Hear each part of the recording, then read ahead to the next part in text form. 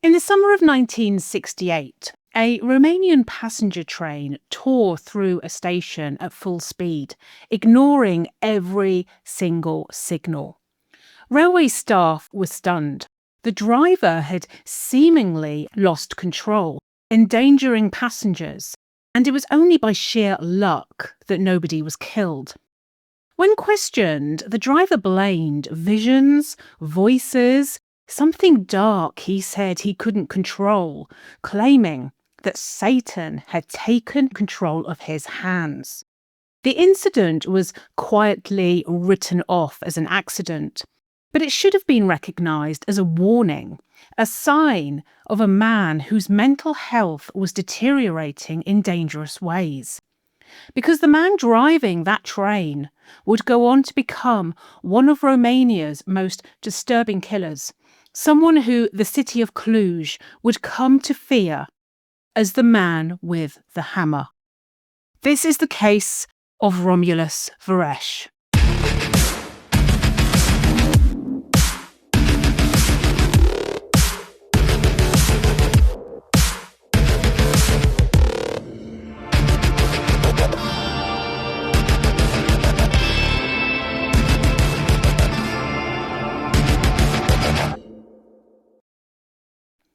Hello, welcome to my true criminal abode. As ever, it's wonderful to see you here. Today's case is based in Romania, and there's a reason for that. If you have watched me before, you might know that I lost my dog about 6 months ago. It's been an horrendous time. I've now adopted a new rescue from Romania. It's early days. He's only been here a couple of weeks. He's never lived in a house before, and he's pretty much terrified of absolutely everything. But he's an absolutely wonderful boy, and while learning a little bit about his background, where he came from, of course, me being me, kind of veered off track down a true crime route as I do. And so here I am doing a case from Romania. Before I begin, my usual trigger warning, this is a serial killer case, so it does involve murder. It was also a difficult case to research because most of the information is in Romanian. So I've had to kind of Google translate everything. And then the era that it's set was under communist rule, meaning a lot of the details were censored or buried. Those regimes basically wanted to present a crime-free society. So cases like this were hidden from the public. So kind of between the communist cover-up and the non-English sources, there isn't a huge amount of information available. So this case isn't particularly graphic in the sources. It's not described in detail, but it's still horrific. And one of the victims is a child. So as always, be mindful of your mental health. And as I always say, look after yourself. So with that, let's get on with the case of Romulus Vereș, the man with the hammer, who also just so happened to be a little bit crazy and claimed Satanic forces had stolen his appearance and committed the murders in his name.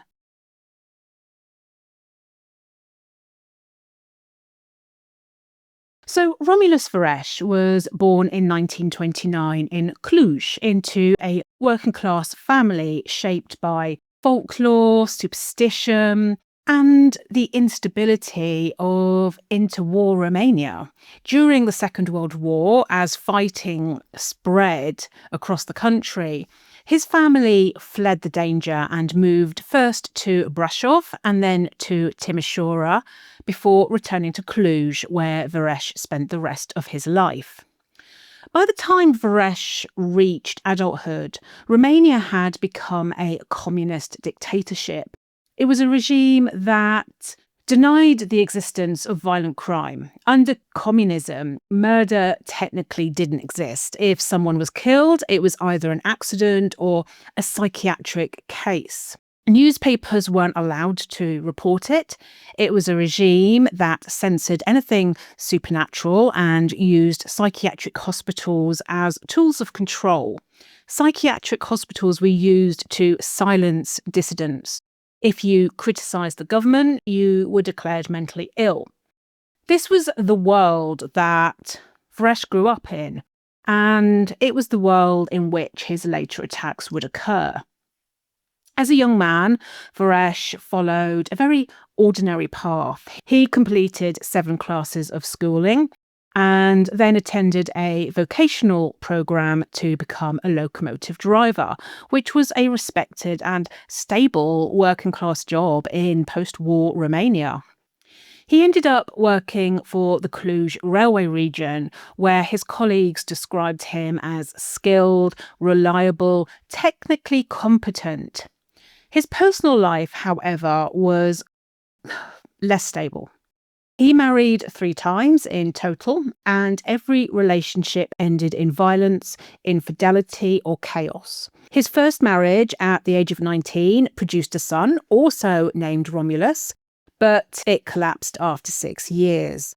His second wife lasted 4 years before leaving, later telling investigators that he beat her and once brought home an 18-year-old girl, introduced this girl as the maid, and put her in the same bed with them. Right, okay. I don't believe domestic violence was really investigated. Police often treated it as a private matter, so men like Vereș could kind of get away with a lot, you know. Now, after that divorce, he lived with the young woman, the maid, until 1967, while simultaneously pursuing other girlfriends, some of them minors, whom he courted with gifts and charm. You know, and again, just like domestic violence, the state didn't prioritize protecting young women. So the fact that he was pursuing minors was sadly not as shocking then as it should have been. By 1968, Vereș had remarried again to Etelka Pecura, and you're going to have to excuse some of my pronunciations in this. But this marriage also ended in divorce, surprise, surprise, with Etelka accusing him of abuse and serial cheating. By the late 1960s, cracks were showing kind of everywhere. Vereș's mental health in particular was declining.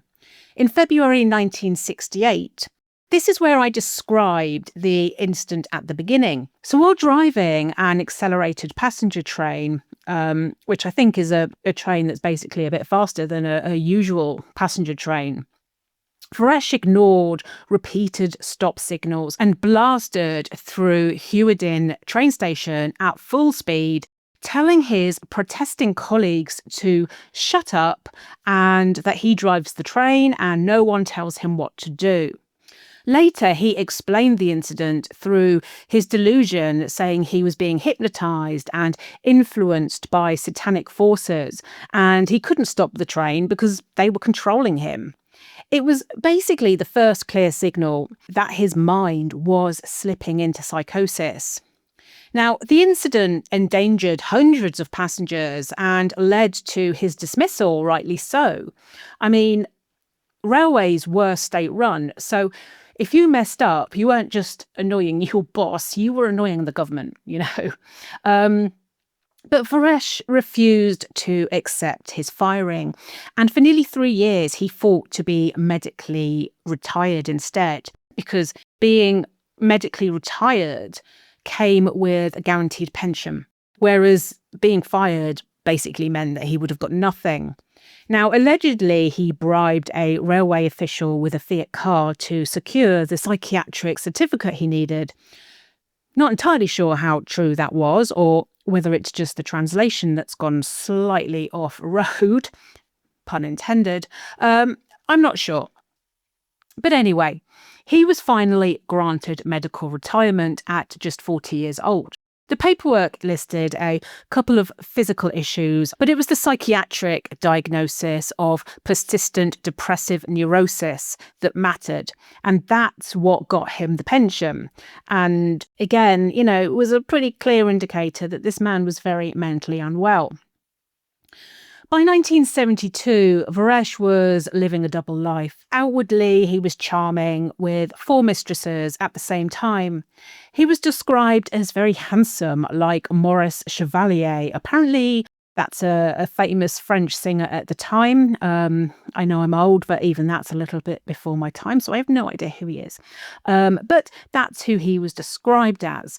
And that was a trait that made him attractive to women. Plus, he had his pension, so he had a little bit of money. So, by all accounts, he was a bit of a charmer. But he was also increasingly unstable and violent. And within months of leaving the railway, the killings began.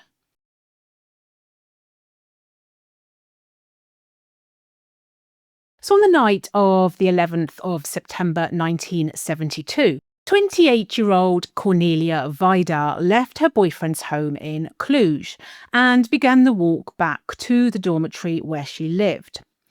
Like a few of the victims attacked in this case, Cornelia lived in state accommodation. Under communism, housing was assigned by the state, and unmarried working women were placed in dormitory-style buildings. Now, these weren't secure in any modern sense. There was no locked entrances and intercom, CCTV, landlords, that kind of thing.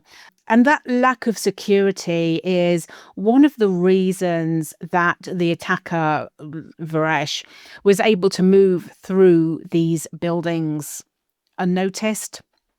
So Cornelia walked back to her dorm. It was about a sort of 40-minute walk, and it was a route that she took many times before. She reached her building shortly before midnight. She stepped inside, walked down the hallway, and was only a few steps from her room when someone struck her 3 times on the head with a hammer. She collapsed unconscious. The attacker carried her through the vegetable garden behind the dormitory, and the investigators know this because they found pools of blood around this vegetable garden. He then crossed the road to the edge of a small park, and there he removed her clothing and threw her into the river Someș. Her body was carried almost a mile downstream before being discovered the next morning. Now, the image that you're seeing on screen, I have no idea if this is an actual crime scene photograph. I don't think it is. It was accompanying a Romanian newspaper article.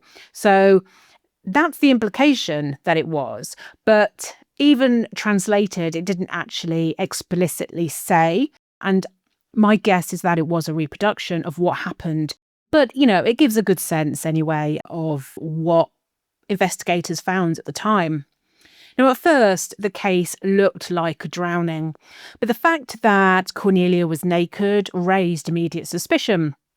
Under communism, police were encouraged to classify suspicious deaths as accidents whenever possible, but the autopsy revealed that Cornelia had been attacked with a blunt object before entering the water. Whether she was sexually assaulted couldn't be determined.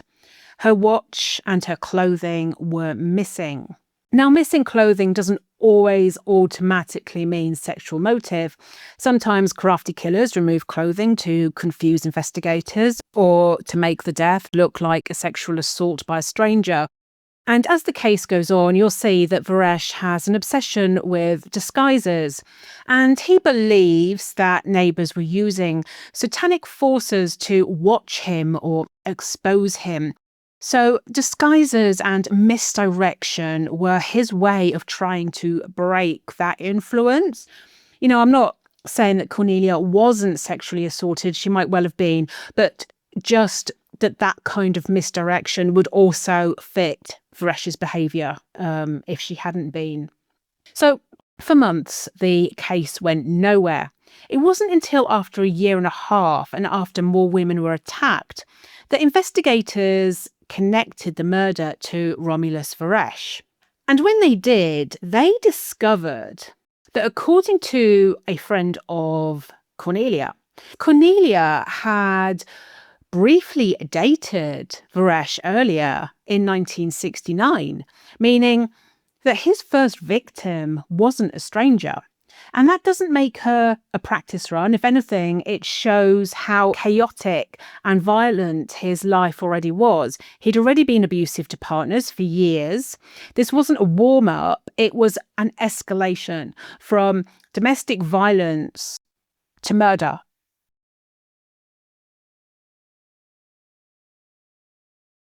So Cornelia's murder marked the beginning of a series of terrifying attacks that would terrorize Cluj for the next 18 months. The first was less than a month later and happened to 15-year-old Aurelia Kovaci. On the morning of the 7th of October 1972, Aurelia was asleep in her house in Cluj. Her mother had already left for work and the neighbourhood was quiet. Aurelia woke to the sound of someone rummaging through the wardrobe in her bedroom.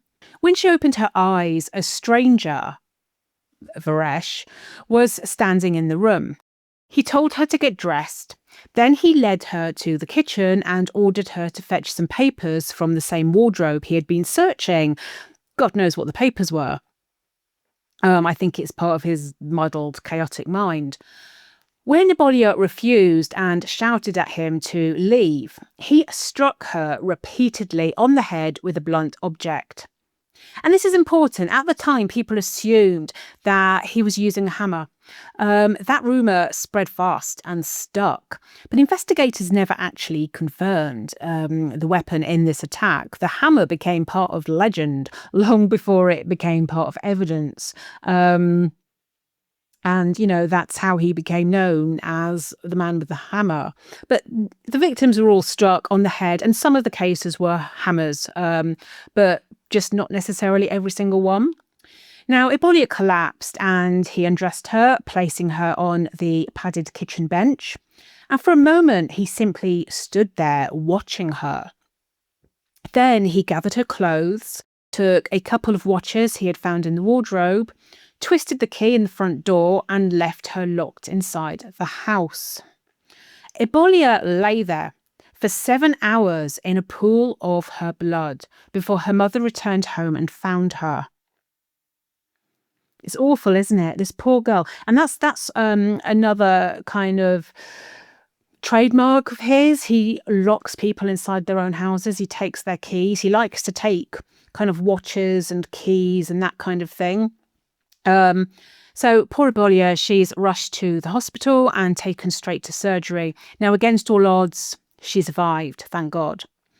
When she was able to speak, Aurelia told the police her attacker was a young man with brunette wavy hair. The investigators had no reason to suspect Vereș yet. In fact, the description would have ruled him out because Vereș was blonde with hair that fell low at the back. It was only much later, after his arrest, that witnesses mentioned he sometimes dyed his hair black and curled it. And this is where I mentioned earlier that he liked to disguise himself, to kind of conceal his identity, to mislead and confuse, and to protect himself from the neighbours he believed were using satanic forces against him. So, a lot of killers will disguise themselves, obviously, so they can get away with murder. In Vereș's case, it was literally psychosis. He believed that everyone was out to get him. And so he was disguising himself, not to get away with murder, but to stop satanic forces finding him, basically. So as you can imagine, fear was spreading through Cluj. Women whispered about a man who attacked with a hammer, who killed, who raped, who prowled the streets at night. And 8 days later, the rumours once again became reality when the man with the hammer struck again. So on the morning of the 16th of October 1972, Maria Margeniu, a 35-year-old woman in her 8th month of pregnancy, followed her usual routine. So basically, after her husband left for work, she walked her young daughter to school. stopped at a nearby tobacconist. She bought some thread and a lottery ticket, and expecting to return home quickly, she left her front door unlocked. When she got home, she set her shopping down, went to the yard to feed the chickens, and a few minutes later, she stepped back into the kitchen and took only a few steps before she was struck violently on the back of the head. She collapsed to the floor. Vereș immediately fled. Now, before leaving, he took her watch from an ashtray on the table, a couple of hundred lei from the pocket of a coat hanging in the wardrobe. And as he had done before, he locked the front door and left with the key, locking Maria inside her own home. Maria lay unconscious for hours.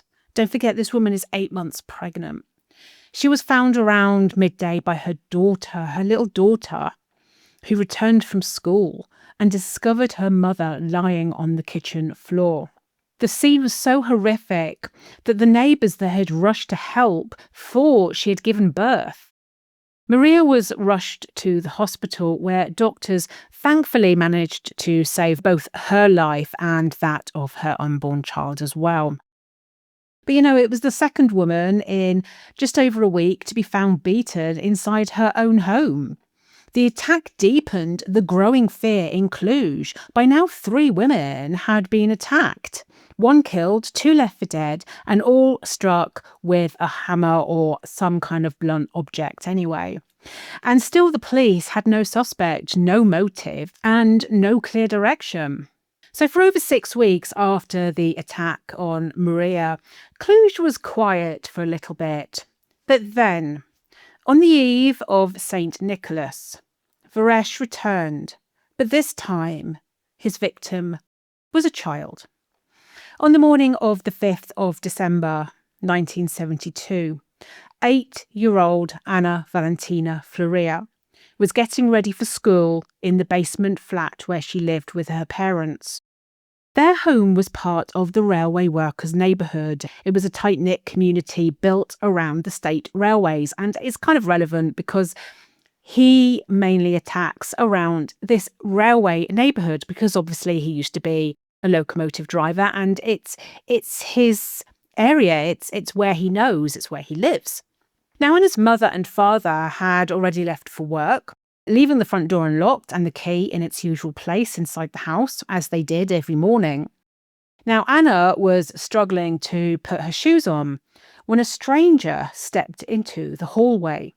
He was dressed in military clothing, a detail that would later confuse the investigation. And Vereș asked Anna what she was doing.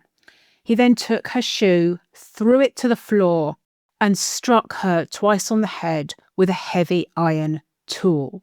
After attacking her, he raped her, and then he set the house on fire, igniting clothes inside the wardrobe. Before leaving, he locked the front door with the key, and he took the key with him, trapping the unconscious child inside. She's unconscious, she's not dead, and he set the house on fire. Smoke was soon seen rising from the building. Neighbours forced the door open and stumbled over the iron tool that Vereș had used. One man pushed through the flames and carried little Anna out, just saving her life, thank God. She was rushed to hospital for emergency surgery. Now, a later forensic examination recovered a pubic hair belonging to Vereș on Anna's hair, one of the few pieces of physical evidence that he ever left behind. This was an 8-year-old child. It was the morning before St. Nicholas. For a child in 1972, it should have been a day of excitement. St. Nicholas was the magical night when children left their shoes out for gifts in a country where treats were rare and kind of joy was kind of rationed, I suppose. And symbolically, him throwing her shoe on the floor, a shoe that she would usually leave out to have presents put in for her overnight. It's that symbol of her anticipation. It wasn't just violent, it was symbolically cruel, really cruel. Now, Anna's father was a former Ministry of Defence officer who now worked at the Cluj locomotive depot, and he actually knew Vereș personally. So obviously he's got no idea that Vereș is the one that attacked his daughter. But 3 weeks after the attack, the two men met by chance on the street. Vereș knew that Anna had undergone head surgery and was going to survive. So he expressed sympathy and asked after her condition, but he obviously kind of needed to put something in place because, he didn't want to be identified. And he claimed he had travelled from Bucharest in September in the same train carriage as two men who said they knew Anna's father and wanted to visit him. One of them, he emphasised, wore a khaki military blouse without epaulets.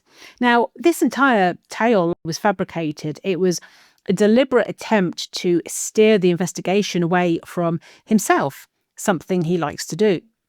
By dressing as a soldier during the attack, he had already created a false identity, but he knew Anna would tell the police she'd been attacked by a man in uniform. So he invented a story about two soldiers from Bucharest to make the police look for suspects travelling between Bucharest and Cluj, not a local man like himself. And I must stress here that while this behaviour might look like calculated manipulation, and I think usually in most sort of killer cases it would be calculated manipulation, in Vereș's case it came from delusion. He wasn't strategizing like a typical serial offender. He genuinely believed that forces were telling him to hide his identity. And, to be clear, this isn't me defending Vereș. He was a violent, sadistic man. But his behaviour came from psychosis, not clever planning. And I think it's important to make that distinction. And in 1970s Romania, mental health care was almost non-existent for ordinary people. It was heavily stigmatised and often inaccessible, especially for people showing early signs of severe illness. If someone was unwell, they usually slipped through the cracks until something catastrophic like this happened. And in Vereș's case, the 1968 train incident should have been the moment everything stopped. That was the red flag that could have prevented what came next. And this is exactly why early intervention matters. And without getting overly political, mental health resources are often the first things to get cut. And the consequences can be catastrophic. But anyway, Vereș's use of disguises was working and confusing the investigation. So far, two of the surviving victims had given conflicting descriptions. One said the attacker was a civilian with brown hair. Another said he was a soldier with blonde hair. On top of that, the police had no evidence other than a pubic hair that forensic science in 1972 couldn't do anything with anyway. There was no fingerprints, no clear suspect, no idea that the man they were looking for lived and moved within the same small area as all the victims. So on the evening of the 12th of December 1972, just a week after the attack on Anna, Vereș struck again. 48-year-old Anna Biro worked as the manager of a small bread shop in the square near the train station. Now, around about 7:50 p.m, while she was counting the day's money, a thin blonde man of medium short height walked in. He kept his right hand in his coat pocket, clearly because he was holding his hammer, and he asked if she had yeast. Without looking up, because she's busy counting the money, she told him to try the grocery shop next door. And just like that, he hit her head with a hammer. All she registered was the curved shape of the hammer. But she didn't fall. Instead, she screamed loudly. So loudly that several men in the square ran towards the shop. Now, Vereș fled, sprinting across the square and disappearing up a steep railway embankment. Witnesses chased him as far as the railway park, but he escaped, eventually boarding a bus into the city centre. Now, it only came to light later that her husband, a former locomotive stoker, had once met Vereș through railway work. This is a retrospective detail showing how often he moved within his own community, a community he already knew. But of course, that wasn't something that Anna or any of the victims or the militia would have known at the time. After attacking Anna, Vereș didn't go home. He stayed out walking the streets, and just after midnight, he struck again. And his second victim that day was Ioana Oltin, a 46-year-old radio centre operator who was returning home from her late shift. She lived in a block of flats and was waiting for the lift or the elevator when a man entered the hallway behind her. She said that this man made her uneasy, but she stepped into the lift anyway and he followed, which is kind of bizarre behaviour. You know, if you've got some random guy making you feel uneasy, you wouldn't kind of step into an elevator with him. As the doors closed, he hit her on the head and ran. Now, Ioana's injury was superficial, and screams brought neighbours, out of their flats and into the stairwell. They helped to gather her belongings and helped her upstairs and tried to understand what had happened. However, Ioana told them she had simply fallen and felt unwell, and she didn't report the attack immediately. It's very suspicious. It was only later that she did go to the militia, apparently after speaking to her husband. And by the way, when I talk about the militia, I'm talking about the police. During the communist era, the police were replaced by the militia until the democratic Romanian police were re-established in 1989. But the thing was, the militia wasn't trained like modern police forces. Investigations were often rushed, under-resourced, and heavily influenced by political pressure rather than policing or forensic standards. So from the start of the investigation, investigators felt something was a little bit odd about this particular attack. Ioana's statements were contradictory and her description of the attacker kind of shifted. She even claimed he was a masked man with black hair, a strange detail that immediately raised investigators' suspicions, especially since she had willingly, like I said, stepped into the lift with this apparently masked stranger. You just wouldn't, would you? And basically, it became clear later that she was trying to disguise the fact that she knew Vereș personally. So Ioana had also been one of his mistresses. She had recently began avoiding him, and the attack appears to have been a mixture of anger and impulse and opportunity. She admitted later that she was worried about the shame of people in Cluj knowing she had been involved with him. She was married, and in 1970s Romania, shame carried real weight. Affairs, anything that could damage a family's reputation, people hid it, even when it put them at risk. And then the situation became even more tangled when it emerged that Ioana had seduced the militia major assigned to check on her. She obtained information about the investigation from him and received advice on how to handle questioning. Case documents describe her as manipulative and sexually opportunistic. I think they're probably slightly misogynistic in the documenting, but that's how she was described. But she couldn't be charged with aiding the killer because she was also legally the victim. So this was a genuine attack. Vereș was already agitated after his earlier attack that evening, and so when he encountered Ioana, a woman who had recently rejected him, the emotional trigger collided with his psychosis. He struck her impulsively, but the confined space and her screams forced him to flee. And although she later claimed it was a masked stranger, her behaviour makes it clear she recognised him and hid the truth to avoid the shame of exposing their affair. But either way, Vereș was protected by Ioana's silence. He would have also felt emboldened by escaping twice in one night. And this is evident because he was going to attack again before the month was over, except this next attack would be deadly.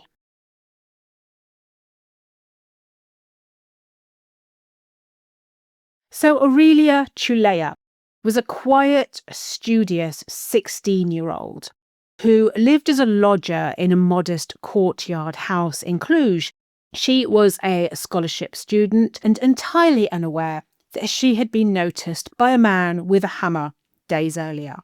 Vereș had learned Aurelia's routine from yet another mistress, Anna Nagy, a woman he had known since she was 15. She described him as her protector, a man who gave her gifts and money and whom she continued to meet even after marrying and having 3 children. During one of Vereș's visits to this mistress, he looked out of the window and he saw Aurelia at the courtyard fountain. He asked Anna who the girl was, pressing Anna for details like when the girl was home, when she left for school, who else lived around this shared courtyard. A few days before the murder, he even checked with Anna what time she and her children would be out of her house that week. Now, on the surface, this does look like cold, rational premeditation. But in Vereș's case, it was delusion driven by opportunity seeking. Psychotic offenders can still take steps that look deliberate, even though the impulse behind them is chaotic and irrational. So premeditated does not always equate to rational. An example that helped me actually to understand this was a man with paranoid schizophrenia believes his neighbour is a demon who will kill him at 3 p.m. So he waits until the neighbour leaves, grabs a knife, hides and attacks the neighbour when the neighbour returns. Now, it's clearly premeditated because he's hiding and waiting for this neighbour, but it's not rational. The neighbour wasn't a demon. So the attack, even though it's premeditated, is driven entirely by psychosis. And that's kind of what's going on with Vereș. So on the morning of the 16th of December, Vereș waited until the residents left for work one by one. Then he slipped into his mistress's house using the spare key that he knew she kept hidden. From her kitchen, he took a wooden-handled kitchen knife, replaced the key exactly where he found it, and crossed the yard to the house where Aurelia lived. Aurelia was alone in her kitchen, quietly drawing a geography map for school. It's always heartbreaking, isn't it, when you're talking about kids and they're doing something for school and it's just, oh God, it's awful. Now, investigators believed that she willingly opened the veranda door to him, which is just so tragic, but he was a familiar face. She had seen him visiting her neighbour, so there was no reason for her to fear him, or so she thought, because once inside, he attacked her with the knife that he had stolen, stabbing her 17 times. After killing her, he raped her.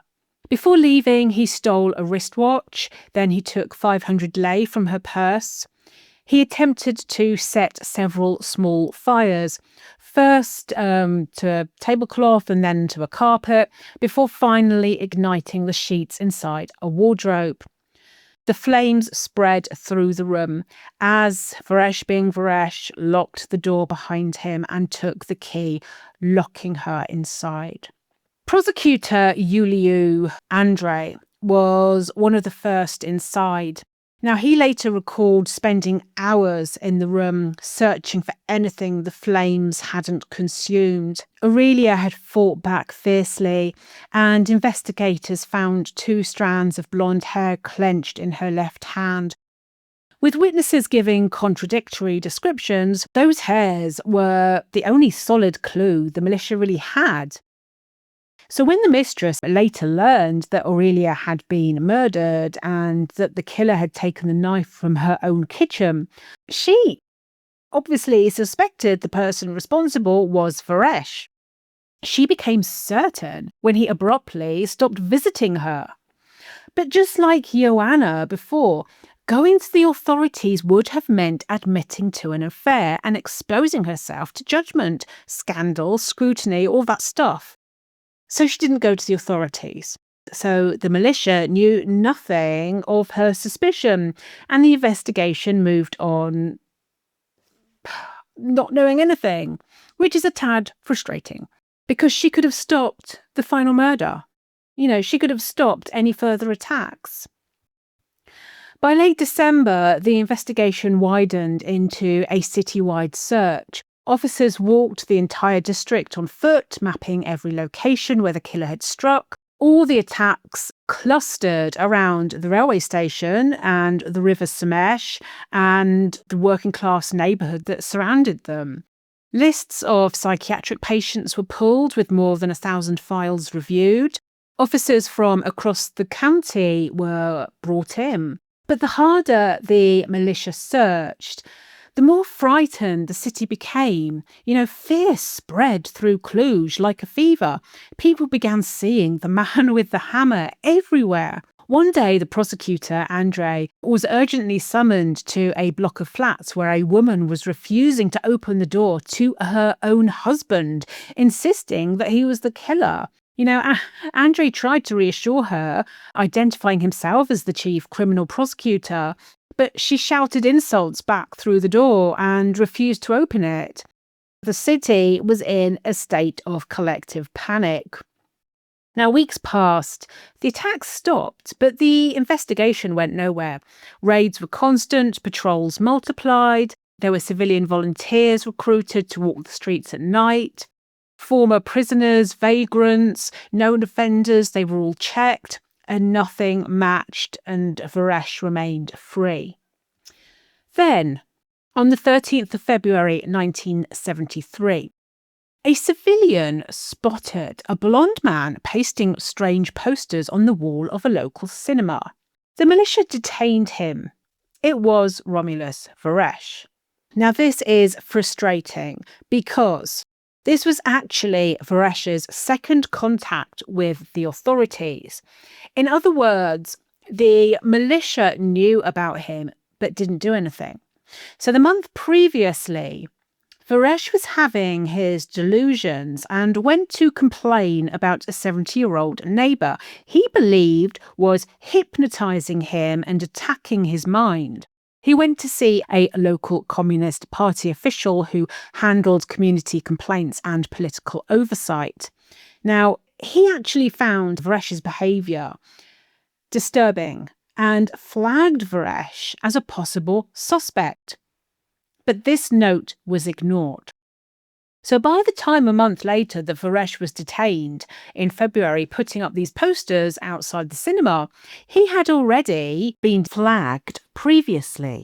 And he had made 5 posters, which he was putting around the city. And these posters carried the same paranoid accusations that he had been directing at his elderly neighbour. It said things like, it hypnotises you, it hits your brain, it sexually rides you. He's accusing her of all sorts. Now, some of the posters even had a 5-lay tax stamp glued to them, the kind used for official documents.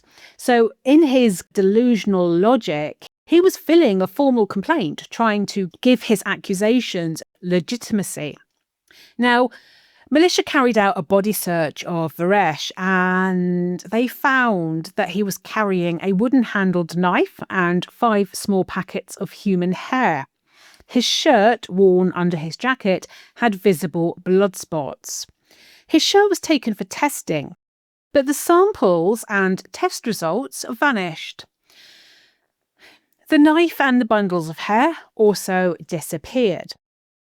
The report was written in haste. The investigators were exhausted and convinced they were dealing with a harmless eccentric, and so they decided that Vereș posed no criminal threat.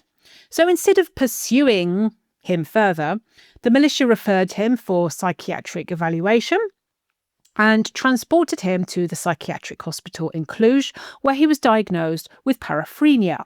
Now, paraphrenia is a form of psychosis where a person can function normally, like they can work, talk clearly, plan things, but their beliefs are delusional.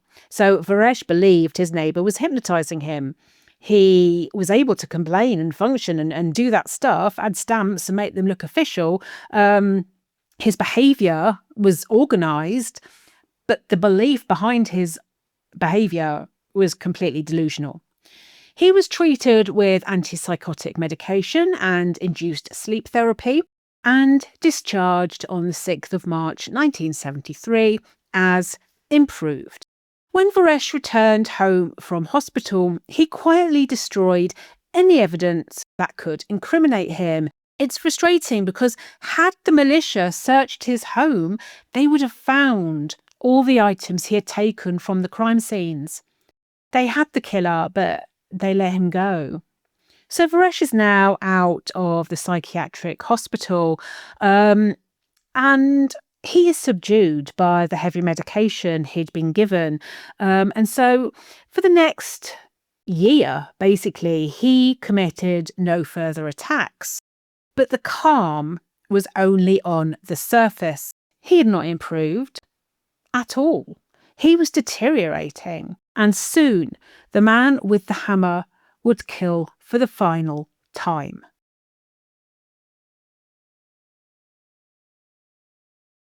So the final killing came on the 14th of February 1974, a year after Vereș had first been detained and hospitalised. The victim was Ilona Szilagy, an 84-year-old widow who lived on Yugoslavia Street in Gheorgheni, which was a different district from the railway station district where he had attacked before. So I'm going to put a map up so you can see roughly the first district where most of his victims were, and then this final murder has moved to a different district, which also happens to be where he has now moved to. So that morning, before dawn, she was boiling milk on the stove when he entered her home, picked up the empty 1-litre bottle that she had just used, and struck her on the head. When she fell, he pressed a pillow over her face until she suffocated. And then he set fire to the pillows beneath her head. The flames spread quickly. This woman is 84. The flames spread quickly, leaving the room blackened. Forensic specialists later said they couldn't determine whether she had been sexually assaulted. What the actual? With the killer striking again after more than a year of silence and in a completely different part of the city, the militia panicked. They had exhausted every lead and they urgently requested help. Colonel Dimitri Ciucea, refer to notes, Ciucea, I think that's right. So Colonel Dimitri Ciucea, a legendary forensic specialist, was flown in from Bucharest to take over the investigation. His presence changed everything. He was direct, he was relentless, and totally intolerant of sloppy work. Within hours, he and the team were re-interviewing witnesses, re-examining evidence, and rebuilding the case from the ground up. Because the murder had taken place in a completely different part of the city, he immediately requested files of mentally ill individuals registered in the Gheorgheni district. After studying the case for several days, he concluded that they were looking for a mentally ill person. I mean, I guess that's why they hired him. He was good at what he did. On the 26th of February 1974, Ciucea and Augustin Nonă, who was a young lieutenant, began visiting addresses posing as health directorate staff, conducting routine checks. They went to a block of flats to visit one of the men on their list who denied being mentally ill and sent them on their way. However, as they were descending the stairs, Ciucea noticed the cleaning lady. and asked whether there was anyone strange in the building. Not entirely sure how that would fly today, Do you know anybody odd? I mean, probably pretty much everybody. Everybody would be under suspicion if that was the case. But anyway, she told them that there was a man on the 5th floor who had recently moved in and was frightening the neighbours. She pointed them to Vereș's door. So the only reason that this murder looked different to the militia and confused them is that it was a different area. But it makes sense as Vereș had moved, taking his delusions to the new neighbourhood where he was now living. So Ciucă and Nonna went to Vereș's apartment. They knocked on his door for several minutes before he opened it a crack. The chain was still on. He was naked except for his underwear. And he began shouting and swearing at them through the gap in the door. But through this gap, Ciucă saw dozens of matchboxes scattered across the floor. And he immediately made the connection to the fires set at the murder scenes. He told Nonna that this was the man they were looking for. This guy is good. Vereș was restrained in a straitjacket and taken to the psychiatric hospital. The investigators then entered his flat, and the first thing they saw were the doors covered in scrawled messages, dates, rambling references to Satan. Inside the wardrobe, he had written directly onto the wooden panels, filling them with daily notes, part of this pattern of obsessive note-taking that stretched back years. Several men's shirts hang neatly inside his wardrobe, but each concealed a notebook tucked into the fabric. There were even more notebooks stacked on shelves, along with a 1973 calendar filled with day-by-day entries. This wasn't a room of a man who had improved. It was the room where his delusional system was made physical. It was a place where he documented, he catalogued, and reinforced the voices and conspiracies he believed were being used against him. On a table lay prayer books beside a forensic medicine treatise, heavily annotated in the sections on head injuries and violent deaths. The combination suggested a mind that was preoccupied with harm and danger and forces that he believed were working against him. In a drawer, investigators found bundles of hair. Vereș later explained, after seeing a barber sweep away his cut hair, he became convinced that this hair could be used by the barber to cast spells. So he began cutting his own hair at home, collecting it and burning it. This really shows the paranoia and how he thought that people were out to get him. How even ordinary acts like going for a haircut became threats inside his delusional logic. The notebooks were the most revealing. The earliest entries from 1968 began as simple observations about neighbours, but over time they dissolved into an elaborate system of persecution. He wrote about the owners of Satan and told investigators that there were two Satans, Piu, who took his psyche, and Vereș, who put him to sleep and transported him somewhere he could not describe. So in his delusion, Satan wasn't a single being, but a force controlled by others, and Piu and Vereș, they were kind of the named agents he believed carried out different parts of the attack on him. He wrote about disguises, hair dye, changes of clothing meant to avoid recognition, and described a constant sense of being watched and manipulated by satanic forces, and that disguises were his only protection.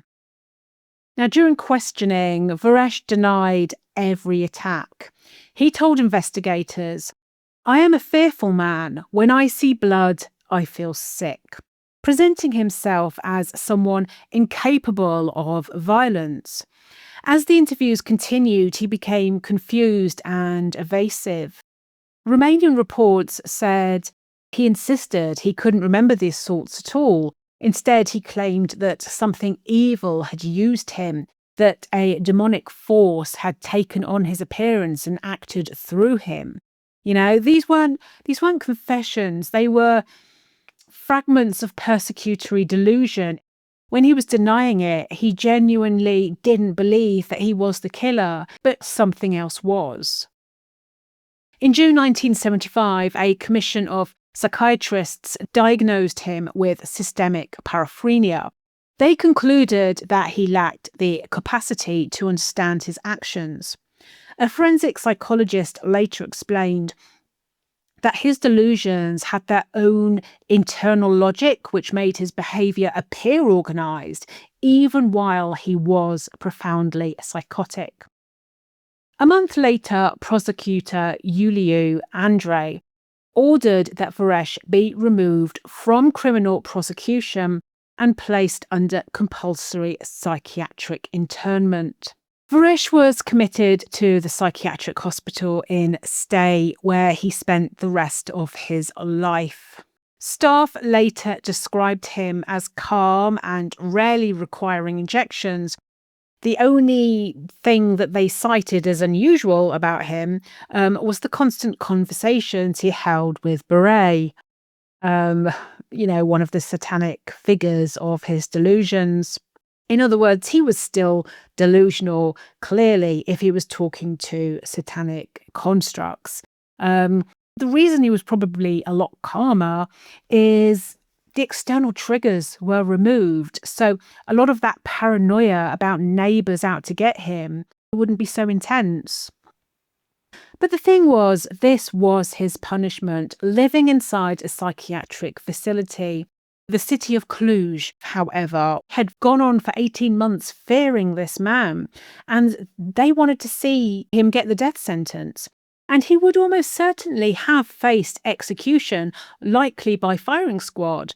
But instead, he lived another 20 years in hospital at Stai, dying of liver disease in 1993. So that was the case of Romulus Vereș. Even though he was mentally ill, in any normal justice system, he still would have faced a trial. A trial isn't just about punishment.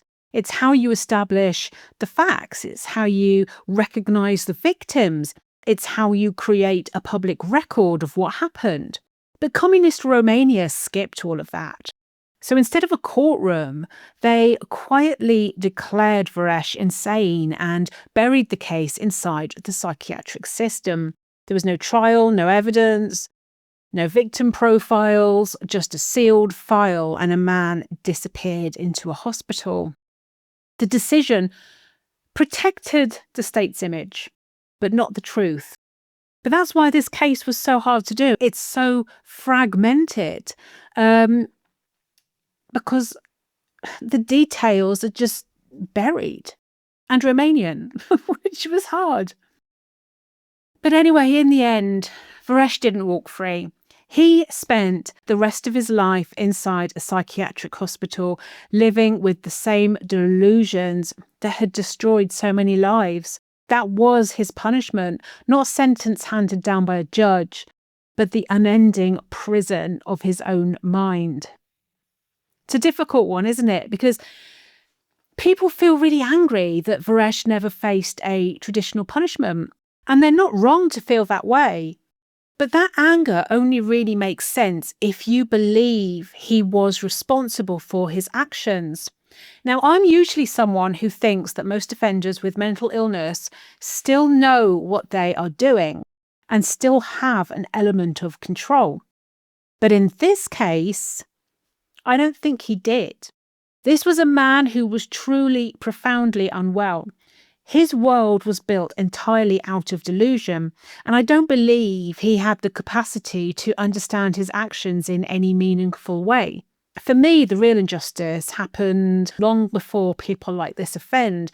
The red flags were there for years. If proper mental health support had existed, if anyone had intervened when the warning signs first appeared, when he first, lost control of that train, he wouldn't have been on the streets at all.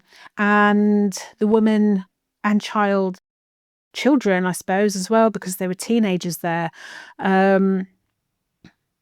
they would still be alive. It's tricky, isn't it?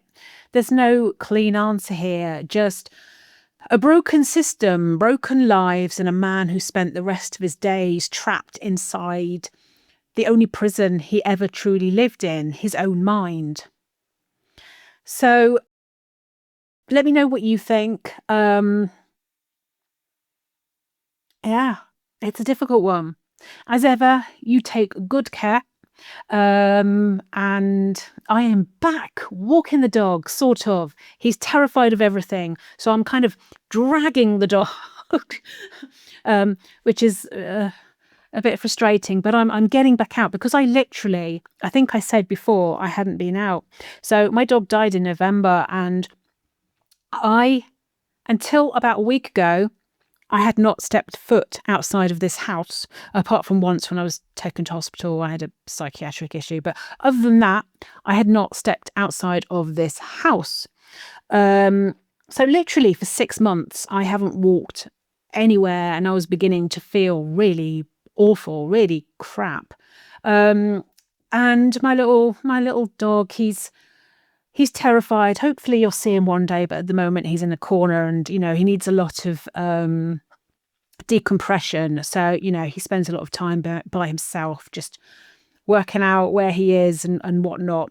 But it does mean that I'm starting to get outside again and breathe fresh air again, and going to go hug those trees again, which I've spoken about before, and just grounding yourself after horrific cases. So yeah, you take care, and hopefully see you back here for another case at my True Criminal abode. Bye.